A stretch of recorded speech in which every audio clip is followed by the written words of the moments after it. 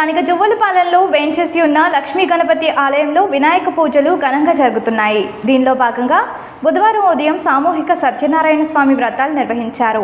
ఆలయ అర్చకులు శ్రీనివాస శర్మ ఆధ్వర్యంలో కొడవటిగంటి వెంకట నరసింహాచార్యుల అర్చకత్వం ఈ వ్రతాలు జరిగాయి.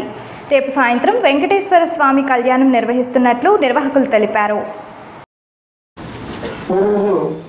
ఏకాదశి బుధవారము జువ్వలపాలెం గ్రామంలో వేంచేసి ఉన్న లక్ష్మీ గణపతి ఆలయంలో ఈ రోజున గణపతి నవరాత్రుల్లో ఈ రోజున ఉదయం అర్చన కార్యక్రమాలు సామూహిక సత్యనారాయణ జరుగుతుంది.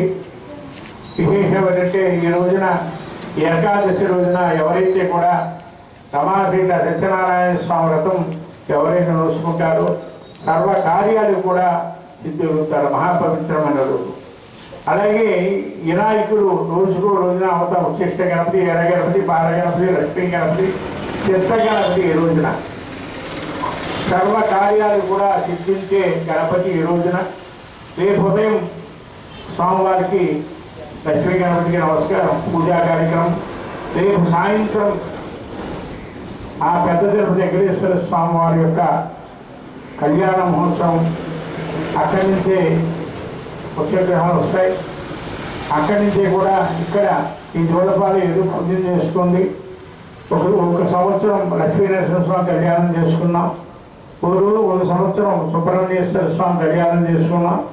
ఒక సంవత్సరం జనార్దన స్వామి వారి కళ్యాణం. ఈ రోజున రేపు రోజు సాయంత్రం 6 గంటలకి అధివేగంగా వెంకటేశ్వర స్వామి వారి యొక్క కళ్యాణ మహోత్సవం జరుగుతుంది.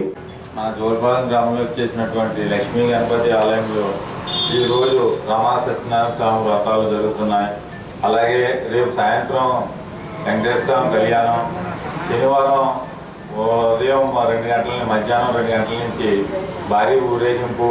అలాగే మంగళవారం 9వ తారీఖు అన్నసంతర్పణ జరుగుతుంది. కావున భక్తులందరూ పెద్ద ఎత్తున ఈ కార్యక్రమాల్లో పాల్గొని ఆ భగవంతుని ఆశీస్సులు తీసుకోవాల్సిందిగా కోరుతున్నాను.